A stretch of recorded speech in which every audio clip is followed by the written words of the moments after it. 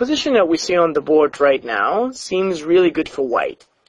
Well, actually, at least it looks good in one aspect. He has an extra pawn, a bishop versus knight, and a fine rook, and that's just about it. I have to say that the key thing which is important in these positions, and that's piece activity, is definitely in black's favor, because he's got that powerful knight, his brilliant rook, and many possibilities to go for a checkmate by doing moves like rook d1. I suspect this is truly problematic. So we want to find out now if there is any way how we can hold these off and perhaps take advantage of the material. Is there anything white can do in this position to claim his advantage and victory at this point? Or perhaps he has to agree and start playing passively, or even sacrifice some material like f3 just to get his king out of the way, which certainly wouldn't help, and maybe even save white. What do you think white's got to do here? What are his own possibilities to counter black?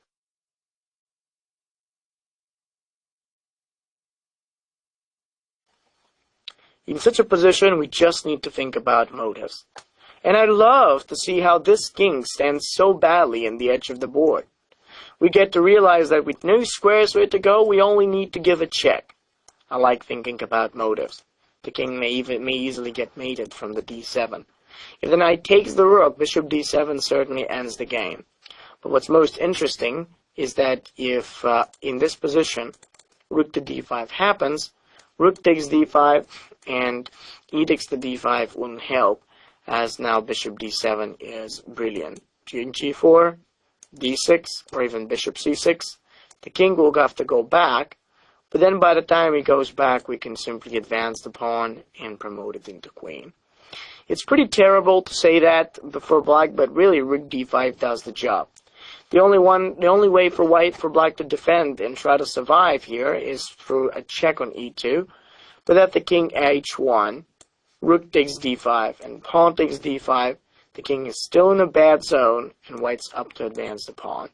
g5, check, here, and of course you should always push the pawn that's most far from your opponent's pieces. The pawn on the a goes up and moves even further, so once black takes that pawn, it looks like he saved it, and yet he hasn't done any of this.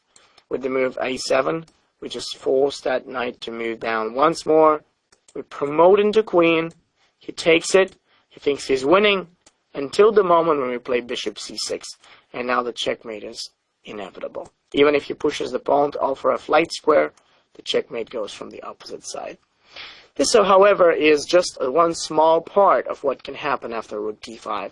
It's a brilliant move, and it shows that even in the most, type of strange positions like this one, we have an ending with so many different things. We have to ask ourselves simply, all right, I've got the position, I've got my rook, I've got my bishop, but what are the motives? We find out that there is a very limited kick out there. We find that there is the possibility of bishop d7. The motive is the actual weakness of the opponent, and it gives you a very good clue to what you need to remove or fight against so that checkmate can happen. Very beautiful solution.